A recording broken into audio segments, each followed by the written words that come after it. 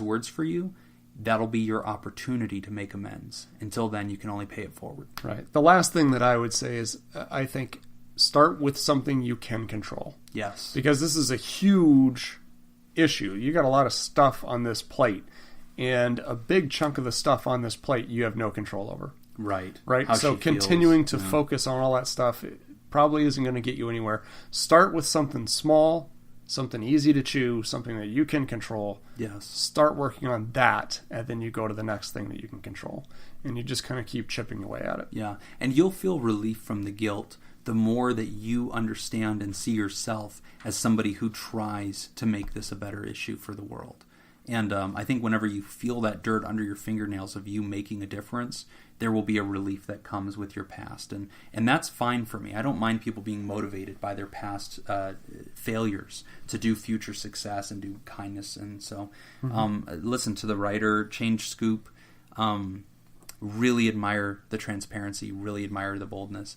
To listeners, whenever you hear somebody like this spilling their guts on the show, you might be tempted to put a mask on their face. You might be tempted to put the face of somebody in your past on this anonymous person. And you might be tempted to want to beat them up or get your pound of flesh. And I'm not going to sit around and tell you you're not allowed to do that to the people that actually wounded you. But let's be clear, this is not that person. Don't put a mask on their face.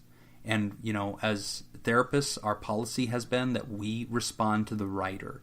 And we advocate for the writer. They're the one seeking our thoughts. And so we don't beat them up. We usually try to come alongside them and find a way to grow them and make the writer themselves more healthy. So please always understand that is our context. And if you feel like we're being too gentle to the writer, you need to understand that we're not the police officers of the land. We're therapists. Our job is to heal the writer and try to help them grow into the best version of themselves. All right, well, we're going to take a short break. When we come back, sexual fantasies and self-image. You're listening to Pod Therapy. Hey there, THERAPALs. ScoopFest 2018 is coming up in mid-October, and we are going to be there doing a live performance. But even more exciting than that is that we are meeting up with a few of our fans for a special sake psychology lunch on October 11th at 12:30 p.m. We've changed the venue. We are officially eating at Goemon Sushi House on 5255 South Decatur Boulevard. This invitation is open to any listeners who will be in town for ScoopFest or any locals who will be available as well. We just ask that you RSVP, so let us know how many are coming so we can reserve a spot, which you can do by contacting us on Twitter at PodTherapyGuys, on Facebook.com/PodTherapy, at our email at podtherapyguys@gmail, or through our website at podtherapy.net. Let us know you're going to be there because we would love to see you and we want to make sure we got a space for you. So please let us know. It's going to be a great way to meet some awesome, kind-hearted people, and we hope you'll join us. We're back. You're listening to Pod Therapy. Our next listener writes in about sexual fetishes. Sexual fantasies and self-image. What should I do if my sexual fantasies, / fetishes, don't really coincide with who I see myself as? I have certain fantasies that I really enjoy and I like to role play them with my partner, but afterwards I feel dirty or ashamed, and I wish I wasn't turned on by those sorts of things. Just to clarify, the sex is between two consensual adults, nothing illegal, and no one is getting hurt.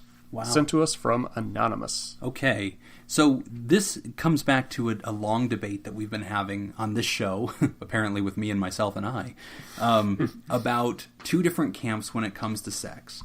There is the AASECT camp, ASECT. They are a group of sex educators, therapists, and advocates, and they say never pathologize sex, right? You can go too far with that. And then there's the NADAC camp, or the APA camp, which is the team that basically says there is such a thing as sex being dysfunctional or pathological, and we're here to help when it becomes a problem. The usual test that I advocate for, Nick, is clinically significant amount of distress. Mm-hmm. What I hear in this person, I don't know that I'm ready to go that far. I don't hear clinically significant amount of distress. I don't hear that it's distracting from life. I don't hear that you're getting charges pressed against you and this is a problem in your life, or you're losing your job or other big things. You tried to quit and can't, things like that. I feel a sense of incongruence because what I like in the bedroom is not the kind of thing that I would be comfortable talking about in a Chili's with my coworkers. Right. That is a little bit different to me, and I don't think it's a pathology. I would agree. One of the things I was thinking of when reading this, we're talking about should your, the fantasies and kind of your self-image or how you see yourself. And, the writer is kind of asking, well, what if these don't really coincide? And my immediate thought was, should they have to? Should they? Yeah. Yeah, right. Because maybe that's kind of the point of fantasies. Right. Is that they don't coincide with your self-image. Good point. Yeah. Right? I mean, that's a good point. Our listener writes in and saying, two consensual adults. Yes. My partner's participating in this willingly. Yeah. No one's getting hurt. Right. No one's underage. There's nothing illegal. Right. I just feel incongruent because it's startling to me that I like this. Right. And let's take a look at that. So the thing that I would like to impress upon the writer in this one. So as a therapist, if you were in my office, I would be challenging where that shame comes from. I'd be challenging what Freud would call the superego voice inside of you that is confronting and talking down to the ego and the id. You have these baser desires. You have this thing that you need to explore for your sexuality. Fine. But you're being told that it doesn't fit because this isn't what a good citizen does or this isn't who you are. So let's take something for example. 50 Shades of Grey, really important erotic novel, came out and it explored this concept of women taking physical violence in the bedroom, that they are treated aggressively and semi-violently, and it's in a controlled and consensual way, but they're getting to act out something. There's a lot of women that I've met that struggled with this because they did have that desire. They enjoy that. They enjoy the powerlessness. They enjoy men being a caricature of masculinity in this hyper-violent caveman kind of thing, and them being just incapable of thwarting that and being cool with it. And yet, they are strong feminists, and they're like marching in the streets, right? And so they're not comfortable with the powerlessness of females or hurting a girl ever, right? And yet, they desire a little bit of that in the bedroom, and there's a conflict right there. And that is cognitive dissonance. Kind of. That's kind of where that comes into play, where you've got these two competing facets of your life that are not incongruent with each other. I have this really strong belief system about feminism and all of this, right? But then on the other hand, then I've got these other feelings. Yes. How do I resolve that? Because they don't seem to click. I agree with that. And so the thing that I would tell you is this, and I guess I only hesitate at the word cognitive dissonance because I'm used to using it in a negative context, not to describe. So I'm usually like, well, that's cognitive dissonance, so you can't do that. Those are incongruent. No, cognitive dissonance is normal. Okay. We have cognitive dissonance about like anything in our life that doesn't fit with our belief system. No, I agree. And so I when it comes to sexual appetites, I want to be really careful to kind of have a no judgment zone. So long as it does not cause a clinically significant amount of distress. In order to do that, like if it's an illegal action or something like that, it's going to cause a clinically significant amount of stress instantaneously, and it's a problem. At least it should. It's going to. Like whether or not it bothers you, it bothers society, and we're going to get you. And so, as a therapist, I want you to discontinue that, and we're going to alter that behavior. But in the sense that a consensual relationship is scary to you because it's weird and it's outside of what you think is proper and societal, I want to challenge that shame and challenge where those beliefs come from. One of the most significant things I ever heard on this actually came from church, ironically, because a lot of people think of church as like a no-sex zone and everything. Yeah, my interest just peaked. I can't wait for you to finish this story. You just lasered into my brain. Go on. Okay, no, this is a good story. So I was in a college youth group, and we had a pastor. His name was Matt, and I actually really like Matt to this day. He's a neat guy. Why are all pastors named Matt? They're all named Matt. There's always a Pastor Matt. All right, sorry, Matt. Go on. So Pastor Matt was a youngish guy. He was in his 30s, and we were all, obviously late teens, early 20s. And he had been married for like 10 years. And so, got married young, neat guy. And we were talking to him about this question of like, is it we feel ashamed of things that we desire and that we might want to do sexually that aren't consistent with what our faith tradition tells us is proper. And he took, I think, a really interesting view. He said, I don't think that I would be a good Christian if I talked about and expressed the things I do in my bedroom with my wife. I don't think I'd be a good husband if I brought my Christianity into the bedroom with my wife. And he said there's things I need to be able to do with my wife that are private and for us that make our marriage better, make us healthier, and you know what? That has nothing to do with my faith. And so I appreciated it because he taught us at that young age how to deal with the cognitive dissonance. He allowed us to compartmentalize it and to say, you know what? Christianity has a lot to say about a lot of things. And this is not one of them. Like, you can go ahead and just do what makes you a better spouse. And so I think that that's meaningful because the standard he applied was what makes me a better spouse. He said the way I talk to my wife in the bedroom is not the way I'm going to talk to her in the pews, right? It's not the way I'm calling out to her from the stage. But the words I call her and the voice that I use and the actions that we have, that is a scenario we're playing out. It is a sexuality that we are expressing. It is nourishing to both of us. And because it's doing that, we're going to grade its appropriateness by its result. The result is good. It's good for us. It unifies us. We're healthier because of it. We're happy. Then do that. And so that was a cool standard I liked that he brought. And to the writer, I would bring that same standard to you. If this is consensual, healthy, nourishing, then I want you to challenge the shame that you seem to be imposing upon it, because I think you're falsely applying a standard of propriety to something that you're not supposed to apply that to. You know, it's the same way if you were like, I like seafood.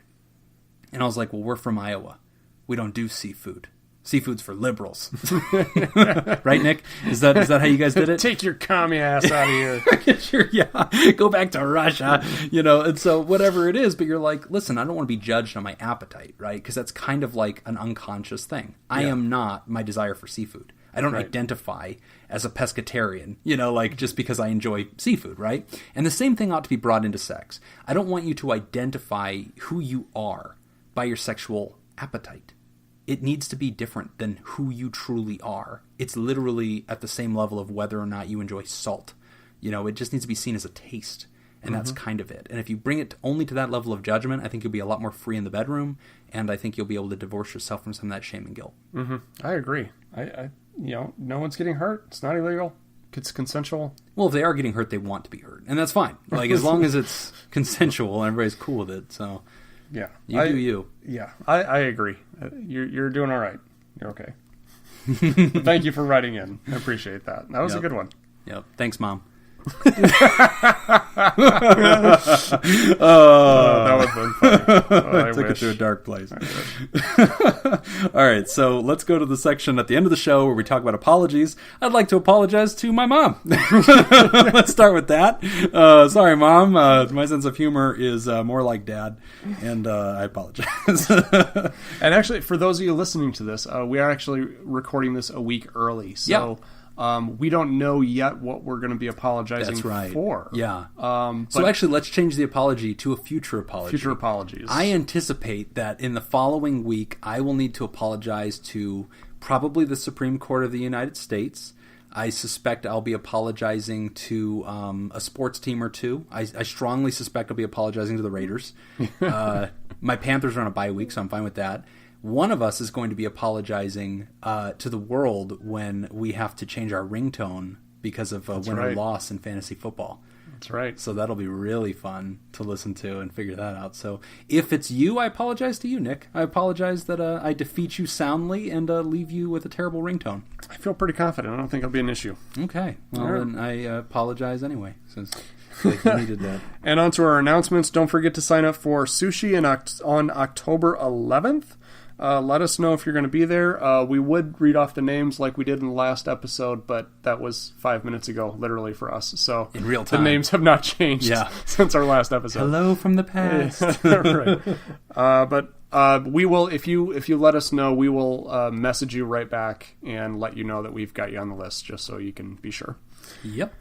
Looking forward to seeing everybody for Sushi, Sake, and Psychology. And remember that you can go to our Patreon, patreon.com/therapy. And if you are on there, you already heard this episode like the day it was recorded, because you have early access to uncut, unedited bonus content, all sorts of goodies. And so if you are a patron, we love you. And if you're not a patron yet, jump on there for as low as $1. You can join the conversation and get all the extra goodies and be a part of our staffing and all of our pre-shows, where you get to give us feedback and give us ideas about what we should be doing differently.